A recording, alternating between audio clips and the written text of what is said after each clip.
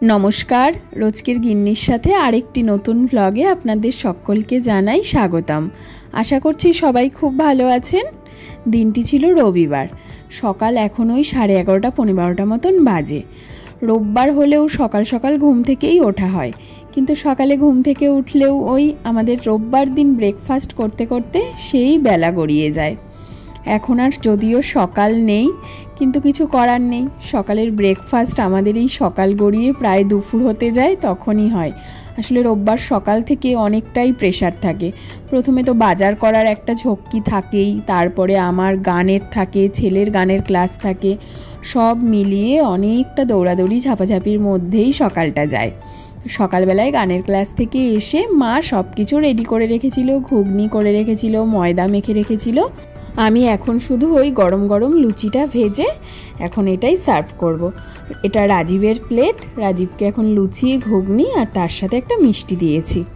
আর এখানে আজকে হবে মাটন, তার জন্য মা মাটন ধুয়ে রেডি করছে। এটা আমাদের জন্য, আর নিচে যেটা রাখা আছে দেখছেন ওটা ছেলের জন্য। মা আলাদা বোনলেস ভালো পিস দেখে আলাদা করেছে। যাই হোক, সকালের খাওয়া দাওয়া তো কমপ্লিট হয়ে গেছে। মায়ের এখানে মাটনও ধোয়া হয়ে গেছে, ছেলেরটা আলাদা করে ম্যারিনেট করে রেখে দিয়েছে। এখন সকালবেলার যে খেয়ে দিয়ে উঠে যে বাসনগুলো হয়েছে সেগুলো এখন আমি একটু ধুয়ে নিচ্ছি। সকাল থেকে মা অনেকটা দৌড়াদৌড়ি করেছে, আমি বললাম তুমি একটু বসো, এইটুখানি বাসন আমি মেজে নিচ্ছি। বাসন ঠাসন মেজে তারপর আমাদের এই মাংসটা ম্যারিনেট করতে নেব। রাজীবের রান্না করার কথা আছে, দেখা যাক কি হয়। আমি ম্যারিনেট করে রাখি, তারপর ও দেখবে। আসলে ও আজকে অনেকটা কাজের প্রেশারেও রয়েছে, জানি না কতদূর কি করতে পারবে। বললো তুমি ম্যারিনেট করে রাখো, তারপর আমি দেখছি। আজকে এই মাটনটা ম্যারিনেট করতে করতে একটা গল্প মনে পড়ে গেল, জানেন তো। চলুন সেটাই আজকে আপনাদের সাথে শেয়ার করি। আজ থেকে 8 বছর আগে যখন আমরা এখানে এসেছিলাম প্রথম, তখন যখন এখান থেকে মাটন খেতাম, সেটার মাটন ছিল না, জানেন তো। তো ওই মাটনটা রান্না করতে, মানে টাটকা নিয়ে আসতাম বাজার থেকে কিনে, সেটা রান্না করতে না হলেও 25 থেকে 30টা সিটি দিতে হতো, তারপরেও মাটন সেদ্ধ হতো না। মানে এরকমই কোয়ালিটি ছিল। তখন আমরা কি করতাম, একবার কি হয়েছিল জানেন তো, সেই আমার মামা ভাই সবাই এসেছিল আমাদের বাড়িতে। তো খুব ইচ্ছে যে বিরিয়ানি খেতে, তো আমরা সবাই খুব ভালোবাসি। তাহলে কি বিরিয়ানি হবে? এবার মামা বলল আমি চিকেন বিরিয়ানি খাবো না, খেলে মাটন বিরিয়ানিই খাবো। আমি বললাম ঠিক আছে, তাহলে মাটন বিরিয়ানিই হোক। তারপরে সেই বিরিয়ানি তো রান্না করলাম। সেই বিরিয়ানি রান্না করতে গিয়ে মাটন যে দিয়েছি তাতে বিরিয়ানিতে, সে মাটন খেতে গিয়ে মামার পাতের থেকে মাটনটা ছিটে চলে গেছে। মানে এতটাই শক্ত যে মামা কিছুতেই সেটাকে ছিঁড়তে পারছে না। তখন আমার মামা বলল এটা মাটন না রে রিম্পা, এটা অ্যাকচুয়াল ভেড়া হলেই সেদ্ধ হয় না। তারপর থেকে ওই যে এখানে মাটন খাওয়া বন্ধ করেছিলাম, তারপর বহুদিন এখান থেকে আর মাটন খেতাম না। যখন কলকাতায় যেতাম তখন খুব কলকাতাতেও যাওয়া হতো, ওই 2 মাস পর পরই রাজীবের ওখানে কলকাতায় মিটিং পড়তো। তখন তো ছেলে হয়নি, তো বিয়ের পরপরের কথাই বলছি। তো তখন 1 মাস 2 মাস পর পরই আমরা কলকাতায় যেতাম। রাজীবের 2-3 দিনের জন্য ওখানে মিটিং থাকতো, আমি ঘরে এখানে একা একা বসে থেকে কি করব, ওর সাথে চলে যেতাম। আর যখনই যেতাম না কেন, তখনই ওখান থেকে 2 কিলো 3 কিলো করে মাটন নিয়ে আসতাম। পুরো একটা মাস চলে যেত।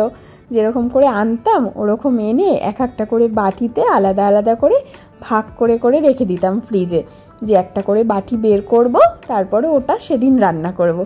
এইভাবে 1-1.5 মাস করে সেটাকে চালাতাম। মানে এইরকম ছিল। তারপর আস্তে আস্তে সব কিছু চেঞ্জ হতে থাকলো। এখানেও যখন আমরা প্রথম এসেছিলাম জানেন, 1-2টো দোকান ছাড়া চারিদিকে শুধু ধুধু মাঠ ছাড়া আর কিচ্ছু ছিল না। এখন তো অনেক চেঞ্জ হয়ে গেছে, চারিদিকে শপিং মল, বড় বড় অ্যাপার্টমেন্ট দাঁড়িয়েছে। এখন রাস্তায় বেরোলে এত দোকানপাট, পুরো মার্কেটের ওপরে যেহেতু আমরা থাকি, পুরো মার্কেটই হয়ে গেছে। মানে ভালো লাগে এখন। আর তখন যখন এসেছিলাম চারিদিকে শুধু ধুধু অন্ধকার, মানে 8টা 8:30 বেজে গেলে চারিদিক শুধু অন্ধকার, আর শুধু রাস্তা দিয়ে ট্রাক ছাড়া আর আপনি কিচ্ছু দেখতে পাবেন না, এরকম ছিল। আর এখন তো রাত 12টা বাজলেও কোনো ব্যাপার না, কোনো অসুবিধা নেই। চারিদিকে লোক, লাইট সব কিছুই দেখা যায়। এখন অনেক চেঞ্জ হয়ে গেছে সব কিছুই। আসলে 8টা বছর তো অনেকটা সময়। এখন বরং আমাদের কলকাতায় গেলে বা আমাদের বাড়িতে চাকদায় গেলেই মনে হয় একটু প্রবলেম হয়। এমন হয়ে গেছে না, এখানে তো ফ্ল্যাট থেকে নিচে নামলেই মানে হাতের সামনে সব কিছু, পাশেই চিকেনের দোকান, রাস্তার উল্টো দিকে রিলায়েন্স স্মার্ট, গ্রসারি বাজার হোক, যাই হোক, মাছ হোক, মাংস ফোন করলেই ঘরে এসে দিয়ে যায়। এবার ওখানে বেলঘুরিয়ায় গেলে বা চাকদার বাড়িতে গেলে সেটা আর হয় না। এবার হ্যাঁ, পাড়ায় মাছ আসলে সেটা নেওয়া হয়, পাড়ায় মাছ সবজি সবই আসে, সেটা আলাদা ব্যাপার। এবার গ্রসারির যে টুকটাক জিনিসের জন্য, ওইগুলোর জন্য তো সেই আমাদের পুরো মার্কেট অবধি যেতে হয়। তো সেটা আমাদের মানে এইখানের তুলনায় ওখানে গেলে পরে তখন একটু দূর হয়ে যায়। এখানে যেরকম কি আপনি পায়ে হেঁটেই চলে যেতে পারবেন, ওখানে হলে আপনাকে একটা গাড়ি নিয়ে যেতেই হবে। গাড়ি হোক, সাইকেল হোক, যেটাই হোক না কেন, সেরকম একটা কিছু সাহায্য আপনার লাগবেই। এখন বরং এখানের থেকে ওখানে গেলে একটু ইরিটেট লাগে, ধুর বাবা ভালো লাগে না। আবার কিছুদিন যখন এখানে থাকি তখন মনে হয় ধুর কিছুই তো নেই এখানে। আসলে সমস্যাটা কোথায়, এত মার্কেট, এত কিছু দোকানপাট, শপিং মল হলেও এন্টারটেনমেন্টের জায়গাটা এখানে অ্যাকচুয়ালি কিচ্ছু নেই। না বাচ্চাদের জন্য একটা ভালো পার্ক আছে, না একটু ভালো কফি শপ আছে যে একটুখানি গিয়ে সময় কাটাবো। তখন ওগুলোর জন্য কলকাতাকে খুব মিস করা হয়, এগুলো পাওয়া হয় না এখানে। তখন মনে হয় কখন যাব কলকাতায়, কখন এগুলো করব। আর যখন ফোনে দেখি চারিদিকে এই বিভিন্ন জায়গায় বিভিন্ন নতুন নতুন খাবারের দোকান, এই ক্যাফে খুলছে, তখন মনটা যে মানে কী করে, কখন যে যাব কলকাতায় আর কখন গিয়ে পরে সবাই মিলে ওখানে গিয়ে কোনো ক্যাফেতে যাব বা কোনো রেস্টুরেন্টে যাব, বাঙালি খাবার দাবার খাবো, মানে এগুলো তখন খুব মন চায়। আর ওখানে গেলে আমার অনেক সঙ্গী সাথীও আছে। শ্বশুরবাড়িতে যদি থাকি তাহলে আছে আমার ননদের বর, ওদের সাথে সময় কেটে যায়। বাপের বাড়িতে গেলে আমার কাকার মেয়েরা আছে, ওদের সাথে সময় কেটে যায়। মানে এগুলো ওখানে আমার অনেক সঙ্গী আছে, যেটা এখানে নেই, সেগুলো খুব মিস করা হয়। ঠিক আছে, কিছু তো আর করার নেই। আর এটাকে মেনে নেওয়া ছাড়া আর কিছু করারও নেই। মেনে নিয়ে এইভাবেই মনকে সান্ত্বনা দিয়ে থাকতে হবে। দিন গোনা ছাড়া আর কিছু করারও থাকে না। আর এখন এমন হয়ে গেছে বছরে 2 বার যাওয়া হয়। আর এবার তো মনে হচ্ছে বছরে 2 বারটা 1 বার হয়ে যাবে। মানে ছেলে যত বড় হচ্ছে তত আমার ছুটি কমে যাচ্ছে। ওই ছেলের সামার ভ্যাকেশন আর এই দুর্গাপুজোর ছুটিতে 2 বার গেলে পরে 1 মাস করে থেকে আসি।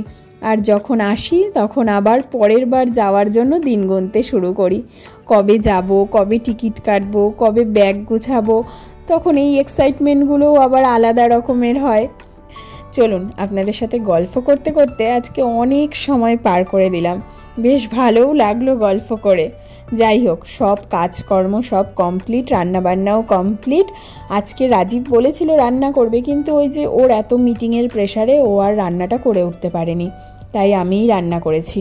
তা আমি মাটনটা করেছি, আর মা আজকে বানিয়েছে লাউয়ের খোসা দিয়ে চিংড়ি মাছ দিয়ে বাটা। এই রান্নাটা মা একদিন ছেলের জন্য করেছিল, সেখান থেকে একটুখানি টেস্ট করে আমার এত ভালো লেগেছে, তাই মাকে বলেছি আজকে এটাই বানাও। তো চলুন, রান্না বান্না তো কমপ্লিট, স্নান টানও কমপ্লিট হয়ে গেছে। এবার প্রচণ্ড জোর খিদে পেয়েছে, আর পারছি না। এবার তাড়াতাড়ি করে খাওয়া দাওয়াটা কমপ্লিট করে নিই। আর আজকে তাহলে আপনাদের থেকেও এখানেই বিদায় নিচ্ছি। আবার আপনাদের সাথে দেখা হবে নেক্সট দিন, নেক্সট আরেকটি ভ্লগ নিয়ে। ততক্ষণ সবাই ভালো থাকবেন, সুস্থ থাকবেন। আর আজকের এই ভ্লগটা যদি ভালো লাগে তাহলে অবশ্যই একটা লাইক আর কমেন্ট করে আমাকে জানাবেন। তাহলে চলুন, আজকের জন্য টাটা।